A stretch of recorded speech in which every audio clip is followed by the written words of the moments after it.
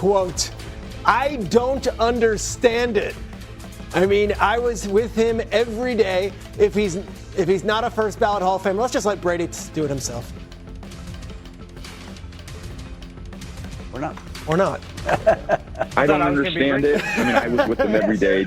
If he's not a first ballot Hall of Famer, there's really no coach that should ever be a first ballot Hall of Famer, which is completely ridiculous because people deserve it, and he's incredible. There's no coach I'd ever want to play for. I'd rather play for. If I'm picking one coach to go out there to win a Super Bowl, give me one season, I'm taking Bill Belichick. So that's enough said.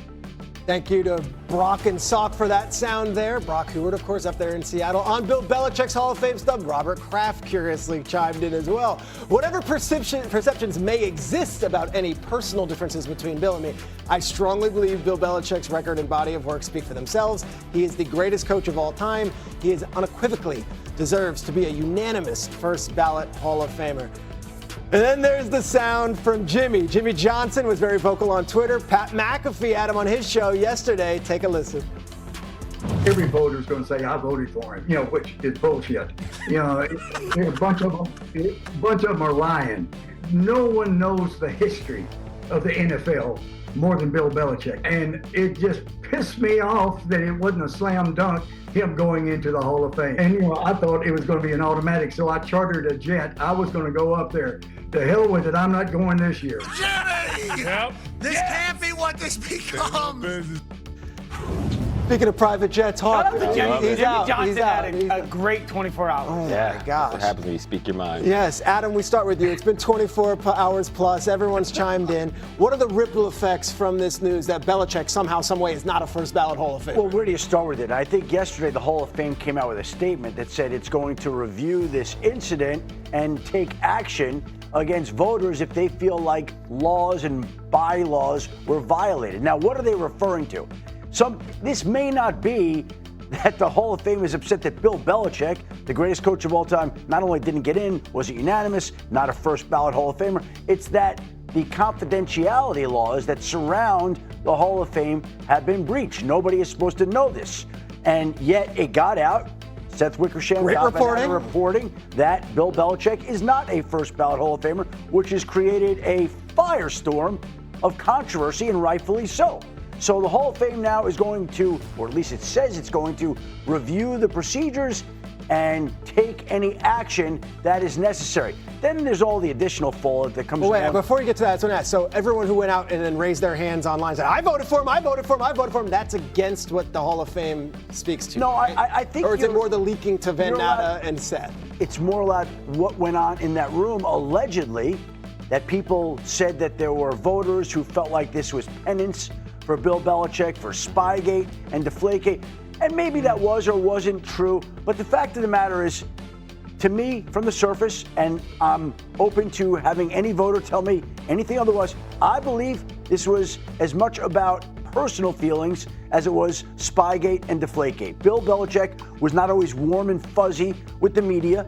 So here's a time that each media person on that panel gets to wield some power. They get to stick it to him. So some people felt like, you know what? He was not really nice to us. We're not going to be nice to him. And so they rejected. I believe that played a big part of it. As much as Spygate or Deflategate, in a league where coaches and executives are always pushing rules and boundaries, including Bill Polian himself. Okay, so let's not say it's about that the greatest coach of all time is denied entry into the Pro Football Hall of Fame. And the part that I also really don't like about it is that now Bill Belichick gets backed up another year. Explain that. So he comes up next year, and everybody knows that Bill Belichick is going to get into the Pro Football Hall of Fame. And he will, and he should.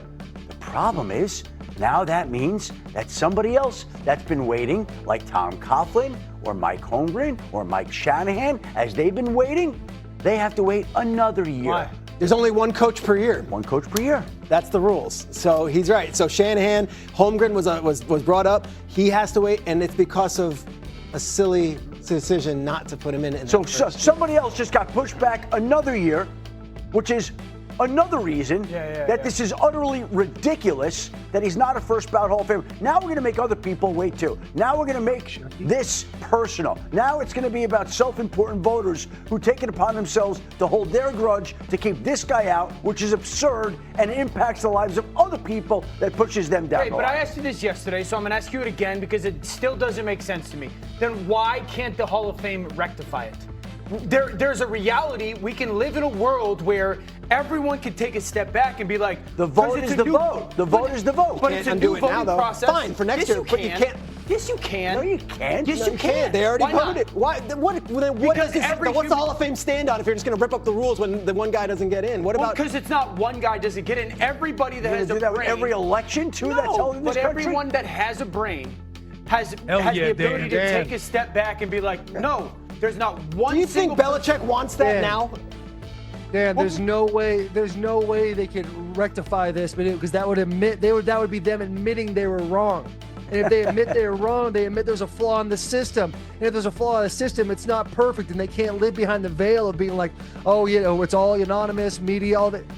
This is clearly a massive issue that's taking place. Because we look at what Bill Belichick has done. Right. Yeah, you blow it up. We're saying. I'm saying blow up blow it up. Blow it up. I asked ChatGPT. I said, how does the Hall of Fame committee work? And basically it says, I don't know. So they got to figure it out. They need to come out and say Bill Belichick should be a first ballot Hall of Famer. I hate it for the other coaches to have to take a step back for another year.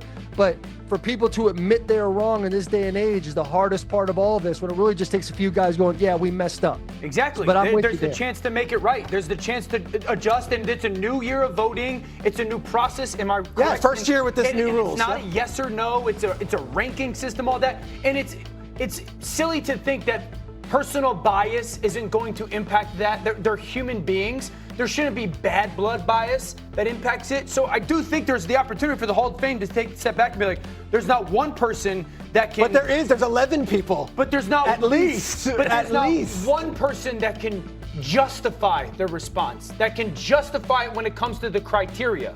Well, that would be the people in charge of the Pro Football Hall of Fame.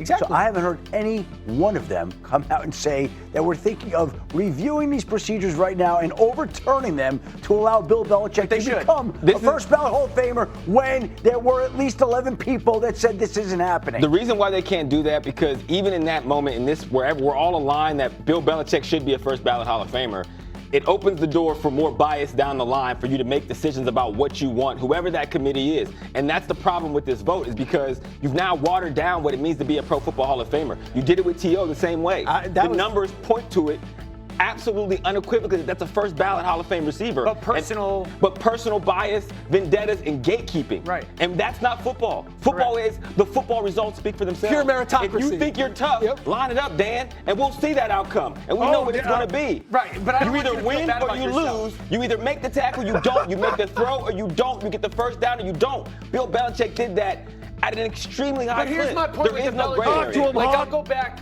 to last year's MVP vote. Okay? Josh Allen, Lamar Jackson. No matter what side you kind of stood on, you could hear the argument from someone else that stood on the other side and be like, yeah, I get that. That totally makes sense. You want to vote for Josh? Vote for Josh. You want to vote for Lamar? Vote for Lamar. Both had legit stances. There's no stance justifiably accurate that would say Bill Belichick should. The 11 plus voters not just one. who cast their vote not two. would disagree. They voted no. Then they got to justify it. Four of the five. So let's hear it. Take the vote away. 4 of the 5 voters agree with you. 1 of the 5 did not, and that 1 of the 5 is 11.